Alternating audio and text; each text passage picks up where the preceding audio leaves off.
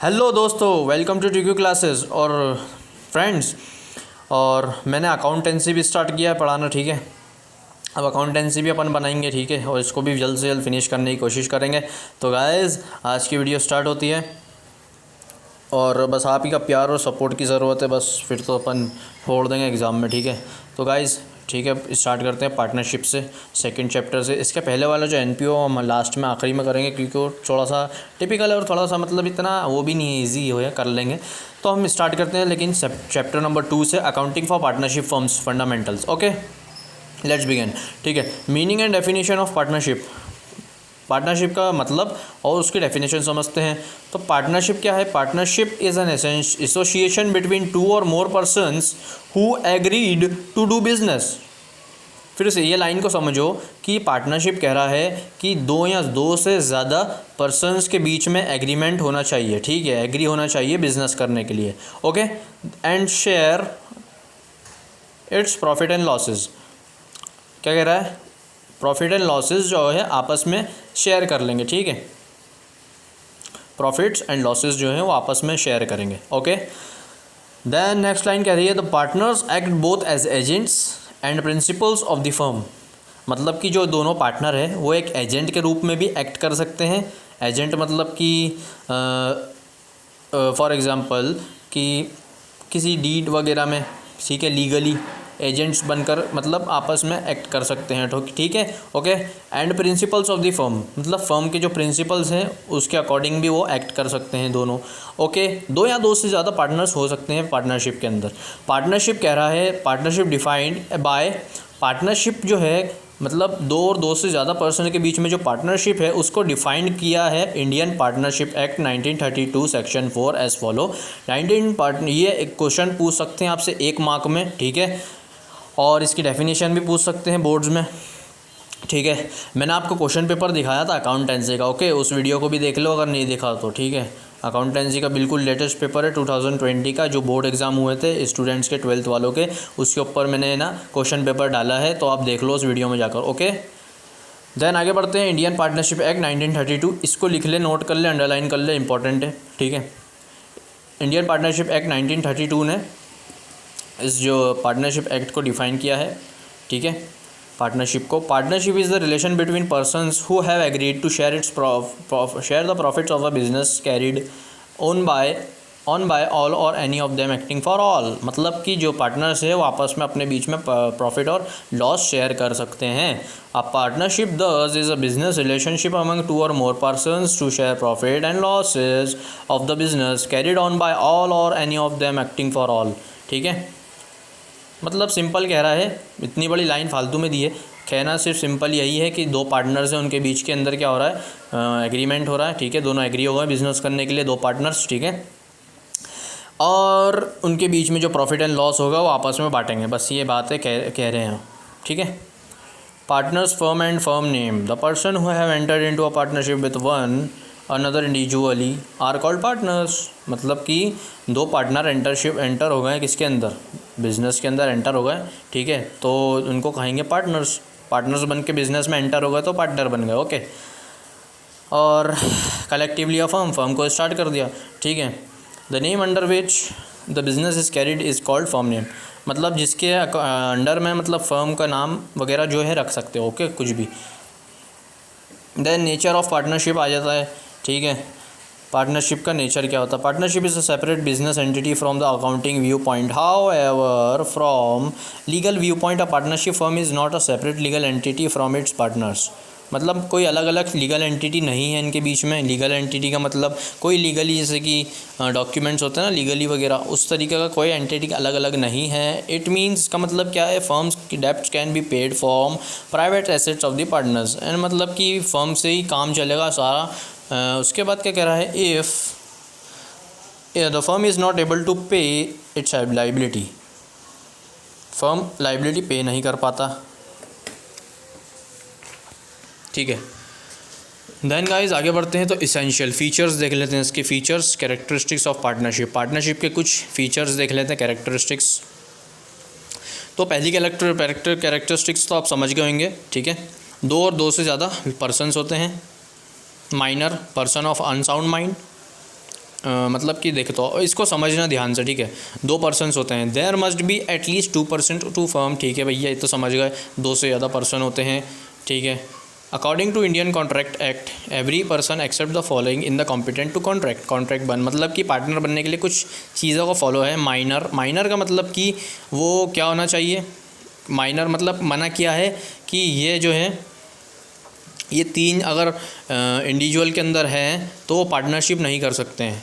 सबसे पहला ए वाला, ठीक है, नहीं कर सकते हैं, बिल्कुल नहीं कर सकते हैं पार्टनर बिल्कुल बन ही नहीं सकते अगर वो माइनर है। माइनर मतलब कि 18 साल से कम की एज है उनकी, ठीक है। मेजर नहीं है, मेजर हैं तो कर सकते हैं, माइनर है तो नहीं कर सकते 18 साल से कम के, ठीक है। उसके बाद बी वाला कह रहा है पर्सन्स ऑफ अनसाउंड माइंड, मतलब कि जो पर्सन इडियट्स टाइप कुछ होते हैं ना, मतलब कि फ्रेंडशिप में तो मतलब मजाक में कह देते हैं कि तुम इडियट हो, ये वो मजाक में कहते हैं, लेकिन जो रियलिटी में मतलब पर्सन अनसाउंड माइंड है, मतलब बेवकूफ़ इडियट है, बिल्कुल अनसाउंड माइंड का है, ओके, तो उसको कहेंगे पर्सन्स ऑफ अनसाउंड माइंड। वो पार्टनर, उसको पार्टनर बनाना बेवकूफ़ी है, ओके। देन सी कहता है persons disqualified by any law, मतलब कि जो पर्सन उसको पता नहीं है कि लॉ क्या होता है, लॉ क्या चीज़ है, लीगली क्या है, सही है, ठीक है, समझ गए आप, तो वो पर्सन भी नहीं कर सकता है। उसके बाद section 464 of the companies act 2019 empowers the central government to prescribe maximum number of partners in a firm, ठीक है। तो फालतू की बातें हैं और कुछ नहीं है, इतना बड़ा पैराग्राफ कुछ नहीं है इसमें, समझाया है, आप खुद ही पढ़ के समझ लेना, बहुत इजी थोड़ा सा बताया गया है गवर्नमेंट के बारे में, कंपनीज़ वगैरह के बारे में, ठीक है। ये जो मेन चीज़ थी मैंने आपको जो बताई है, ठीक है, ये 3 चीज़ें अगर इंडिविजुअल के अंदर है तो वो पार्टनर बनाने लायक नहीं है, ठीक है। माइनर का मतलब आप लिख लेना, 18 साल से कम वाली एज वाला नहीं कर सकता। पर्सन ऑफ अनसाउंड माइंड मतलब इडियट पर्सन। और उसके बाद सी वाला पर्सन है जो जिसको लॉ के बारे में पता ही नहीं, डिस्क्वालीफाइड मतलब डिस्क्वालीफाइड बाय एनी लॉ, मतलब कि उसको कोई लॉ की चिंता ही नहीं होती है, ठीक है। उसको किसी बात का कोई डर ही नहीं है कि मतलब कुछ लीगली हमारा डॉक्यूमेंट्स वगैरह बिजनेस के और कोई वो ही नहीं है, तो ठीक है, उसको नहीं रखना है बिजनेस के अंदर, वो पार्टनर नहीं बन सकता, ओके। ये 3 चीज़ें होती हैं। देन उसके बाद सेकंड वाला देखते हैं, तो guys agreement, partners comes into existence by an agreement. देखो एग्री होते हैं ना, ठीक है, एग्रीमेंट का मतलब 2 पार्टनर हैं, एक मैं हूँ और एक आप हो, हम अपन दोनों के, आप दोनों के बीच में, आप और मेरे बीच में एक एग्रीमेंट हुआ है, एग्री हो गए, ठीक है, हम दोनों मिलकर बिजनेस करेंगे, ओके। तो इसका मतलब होता है एग्रीमेंट हो गया अभी उनके बीच में, ठीक है। आइदर रिटन और ओरल, ठीक है, हम जैसे अभी तो मैं आपको ओरल ही बता रहा हूँ, ठीक है, लिख के तो बता नहीं रहा हूँ। अगर रिटर्न भी हो तब भी एग्रीमेंट हो सकता है अपन दोनों के बीच में, या फिर हम ओरली में आपको बता रहा हूँ तो ये भी एग्रीमेंट हो चुका है, ठीक है। The agreement among the partners is the basis of their relationship which may be for particular venture for a period और एट विल, मतलब कि खुद की मर्ज़ी से या फिर पीरियड वाइज पार्टनर बन सकते हो, ठीक है, एक रिलेशन बना सकते हो अपने दोनों के बीच में, ठीक है। The written be agreement among the partners known as partnership deed, और जो एग्रीमेंट हो चुका है आप और मेरे बीच में, एक एग्रीमेंट हो गया, चाहे रिटर्न में हो चाहे ओरल में हो, एग्रीमेंट हो गया है, तो वहाँ पर बनती है एक partnership deed, okay. Partnership deed भी हम आगे समझेंगे क्या होती है। लॉफुल बिजनेस, अब partnership is establish for a lawful business होना चाहिए, ठीक है, लीगली कोई प्रॉब्लम ना हो, ओके, लॉफुल होना चाहिए। Business includes trade, vocation and profession but not a joint ownership और चैरिटेबल एक्टिविटी, मतलब कि कह रहा है कि मतलब कोई चैरिटेबल एक्टिविटी वगैरह नहीं होना चाहिए, ओरिजिनल प्रोफेशनल बिजनेस होना चाहिए, ओके। प्रॉफिट शेयरिंग, मतलब प्रॉफिट शेयरिंग होना चाहिए बिजनेस में पार्टनर्स के बीच में, ठीक है। The agreement between among the partners must be to share profits and losses of the business में जो प्रॉफिट और लॉस, फ़ायदा और नुकसान हो रहा है वो आपस में अमंग पार्टनर्स शेयर करेंगे, ठीक है। It is not essential that all the partners must share losses also, मतलब ये कोई ज़रूरी नहीं है कि पार्टनर्स अपना लॉस ही शेयर करेंगे, लॉसेज ऑल्सो, ठीक है। द लॉसेज भी शेयर कर सकते हैं, ज़रूरी नहीं कि प्रॉफिट ही शेयर करेंगे, लॉसेज भी शेयर कर सकते हैं। There may be provision in the partnership deed that a particular partner or a partners she or he not bear the losses, ठीक है, पार्टनरशिप आ जाती है, पार्टनरशिप डीड उन दोनों के बीच में पार्टनर्स के, ओके। देन नेक्स्ट पॉइंट देखते हैं, 5th वाला, business can be carried on by all or any of the partner acting for all, business कोई एक भी कैरी कर सकता है या फिर 2 या 2 से ज़्यादा पार्टनर्स जो है लोग भी बिज़नेस को चला सकते हैं पार्टनर के रूप में, इसमें यही कहा गया है। Business of the partnership can be carried on by all of the partners भी कर सकते हैं और by any of them acting for all, मतलब कि एक अकेला भी कर सकता है बिज़नेस को, उसमें कोई प्रॉब्लम नहीं है। In other words partners are agents as well as the principals, मतलब कि एजेंट मतलब एक सिंपल एक अकेला इंसान, ओके, एंड प्रिंसिपल्स कुछ प्रिंसिपल्स के साथ में अकेले कर सकता है बिजनेस। एज एन एजेंट ही represent other partners and thereby, ठीक है, वो दूसरे पार्टनर्स को रिप्रेजेंट कर सकता है एजेंट बनकर, ओके, यही मैंने अभी बताया था थोड़ी देर पहले। And thereby binds them through this acts, binds them through इस एक्ट्स, ठीक है, उनको बाइंड मतलब जोड़ सकता है उनको एक्शन के थ्रू एक्ट करके, ठीक है। As a principal he is bound by the act of other partners, okay, और वो पार्टनर्स के थ्रू बॉन्ड भी हो जाएगा अदर पार्टनर्स के थ्रू, ठीक है। अब राइट्स क्या होते हैं हर पार्टनर के, ये ध्यान से सुन ले आप। तो गाइज राइट्स ऑफ पार्टनर्स के क्या राइट्स हैं, तो हर partner every partner has the right to participate in the management of the business, हर पार्टनर का राइट है कि वो मैनेजमेंट बिजनेस के अंदर पार्टिसिपेट कर सकता है। एवरी सेकंड पॉइंट देखते हैं, every partner has the right to be consultant about the affairs of the business, business के अंदर कंसल्टेंट बन सकता है, कोई सा भी अफेयर होता है बिजनेस के अंदर तो वो राइट ले सकता है कि अच्छा ऐसा होना सही नहीं है, गलत है, ठीक है। Every partner has the right to inspect the books of the account and have a copy of it, मतलब कि हर पार्टनर का मतलब राइट है कि वो अपने पास एक अकाउंट बुक रखे या फिर उसकी एक कॉपी रखे, उसका एक राइट है, वो रख सकता है। Every partner has the right to share profit and losses और प्रॉफिट्स और losses with others in the agreed ratio, मतलब देखो ध्यान से देखना, ये लिखा हुआ है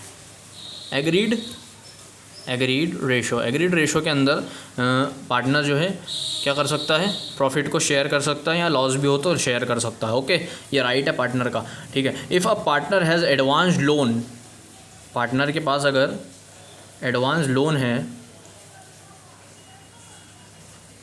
ओके, क्या कह रहा है,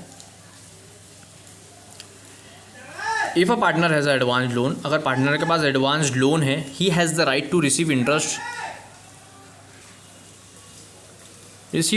थियोरियन at an agreed rate of the interest, मतलब कि किसी पार्टनर ने अगर बिजनेस फर्म को लोन वगैरह दिया है तो उसके ऊपर से वो क्या कर सकता है, इंटरेस्ट भी ले सकता है, ठीक है, उसका हक बनता है इंटरेस्ट लेने का। अब वो इंटरेस्ट किस उस पर लेगा, किस बेस पे लेगा, इंटरेस्ट देखना, समझना ध्यान से। In case the rate of interest is not agreed, in case the rate of interest is not agreed, अगर एग्रीड नहीं है इंटरेस्ट और रेट देने पर एग्रीड नहीं है, interest is paid at the rate, तो इंटरेस्ट देना पड़ेगा, क्या रेट, किस रेट पर देना पड़ेगा, provided in the Indian partnership act 1932, Indian partnership act 1932 ने कहा है कि that is at the rate 6% per annum rate interest देना पड़ेगा, ठीक है, रेट ऑफ इंटरेस्ट देना पड़ेगा, ठीक है। किसी पार्टनर ने अगर बिज़नेस को लोन वगैरह दिया है तो लोन के ऊपर जो पार्टनर ने लोन दिया है उसको क्या मिलेगा, इंटरेस्ट मिलेगा, लेकिन 6% पर एनम तो मिलेगा, ठीक है।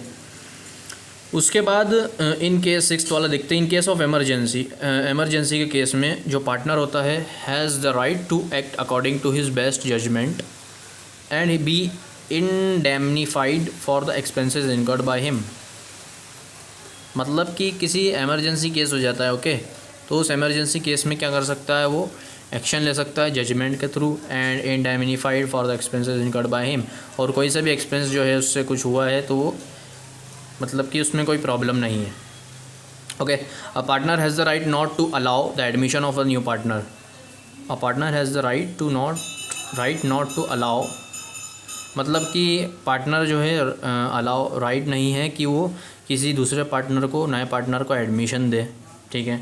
Then after giving proper notice, एक प्रॉपर नोटिस देना पड़ता है। A partner has the right to retire from the firm, अगर वो फर्म से रिटायर होना चाहता है, जाना चाहता है, तो उसको एक प्रॉपर नोटिस लिख कर देना पड़ेगा। ऐसा नहीं कि बस उसने कह दिया मैं जा रहा हूँ फर्म छोड़कर, ठीक है, तो ऐसा नहीं, उसको एक नोटिस लिख कर देना पड़ेगा, तब जाके वो उस फर्म से रिटायर होगा, okay.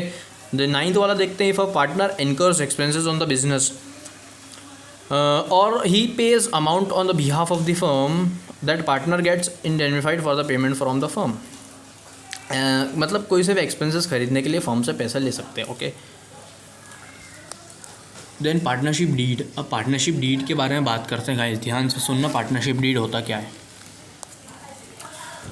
Partnership comes into existence by an oral और रिटर्न, मैंने आपको बताया था रिटर्न एग्रीमेंट या ओरल एग्रीमेंट हो सकता है पार्टनरशिप करने में। Okay, it is better to have written. देखो बेटर क्या है कि रिटर्न में ही लो एग्रीमेंट को, टू अवॉइड एनी डिस्प्यूट, मतलब कोई प्रॉब्लम ना हो।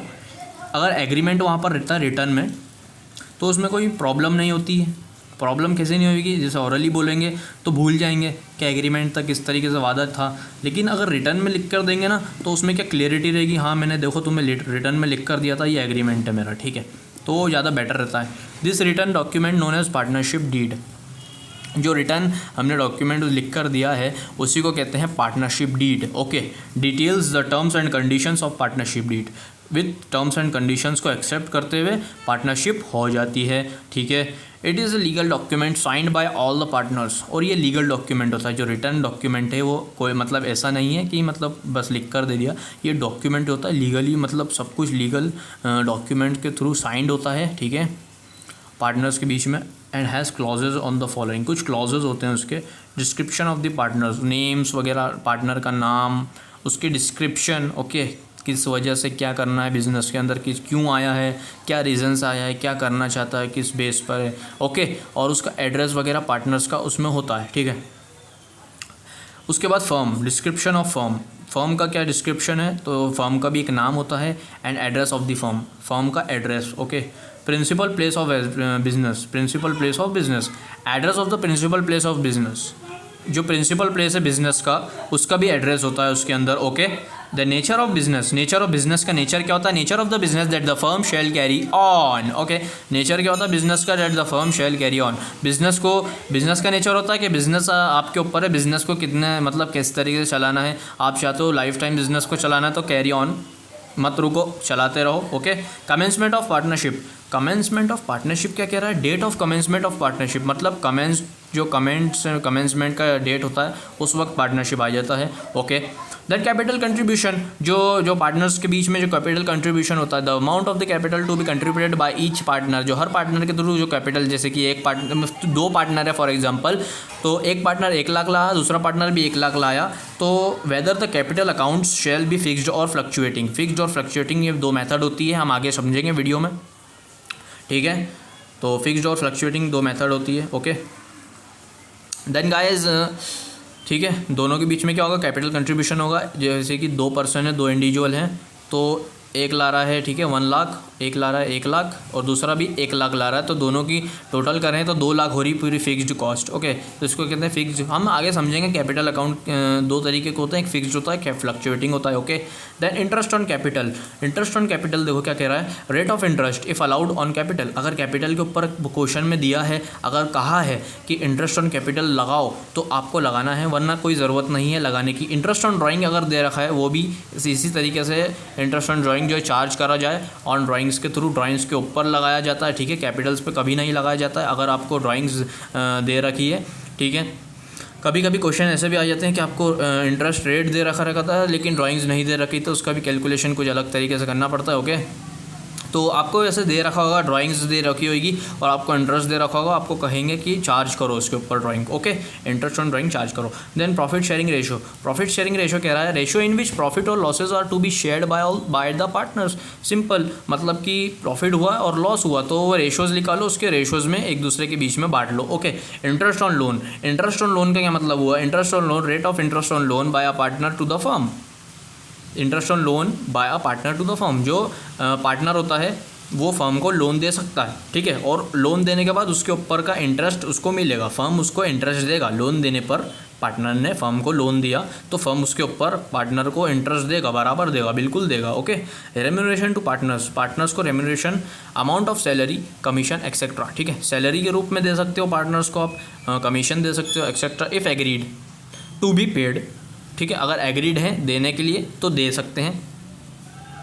वैल्यूएशन ऑफ गुडविल, मतलब क्या वैल्यू है आपकी गुडविल की। Okay, method by which goodwill of the firm will be valued at the time of admission और रिटायरमेंट ऑफ द पार्टनर, मतलब जब पार्टनर एडमिट होता है और जब रिटायर होता है, जब जाने का वक्त होता है, तो उसके बीच में जो गुडविल होती है, वैल्यू होती है गुडविल की, और at the time of the death of a partner, जब पार्टनर मर जाता है, death of a partner. Okay, तो जब वैल्यू ऑफ द जो गुडविल है, हमें उस वक्त गुडविल उसकी कैलकुलेट करना पड़ती है, तो आगे गुडविल वाले चैप्टर में हम उसे समझेंगे, ठीक है, इस पॉइंट को। ओके, गुडविल को।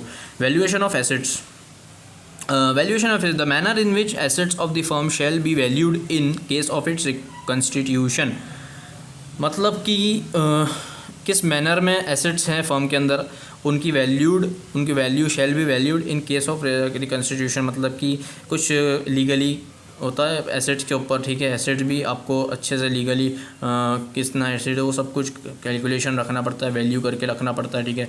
सेटलमेंट ऑफ अकाउंट को सेटल करके रखना पड़ता है। Okay, the manner in which accounts of partners shall be settle, partners shall be settled in case of his their retirement और डेथ, मतलब रिटायरमेंट के वक्त क्या हो सकता है, वो सेटल हो सकता है।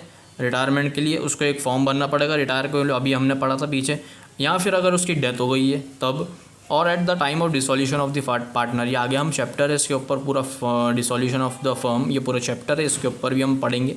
ओके, आगे पढ़ेंगे।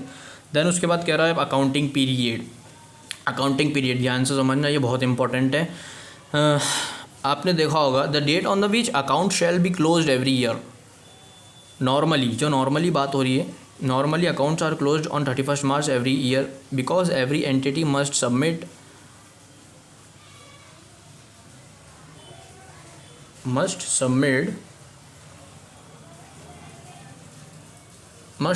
the return of income on 31st March every year।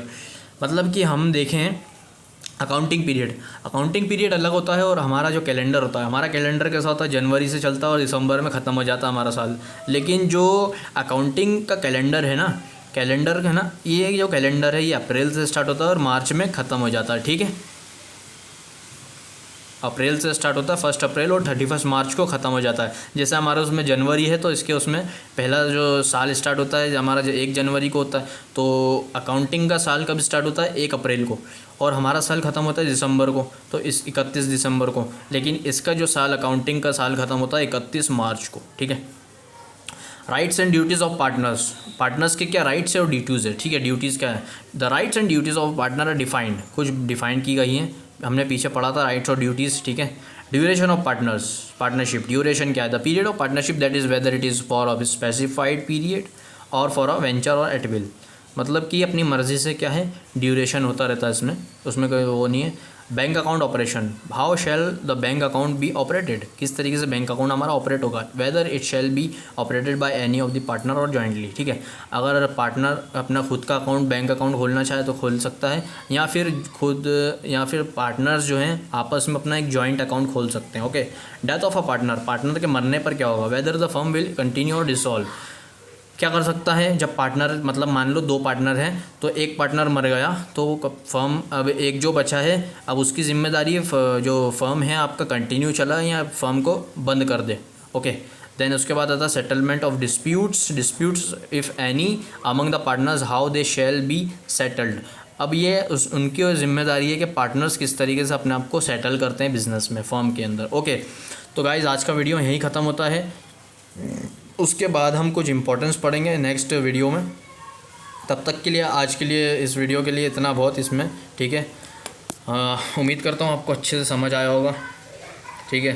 Thanks for watching, और कोई डाउट हो तो मुझे कमेंट बॉक्स में कमेंट करना, सब्सक्राइब करना, शेयर करना, बेल आइकन को प्रेस करना मत भूलना, क्योंकि आने वाली जो वीडियो है बिल्कुल मिस ना हो जाए आपसे। ओके, तो गाइस थैंक्स फॉर वाचिंग।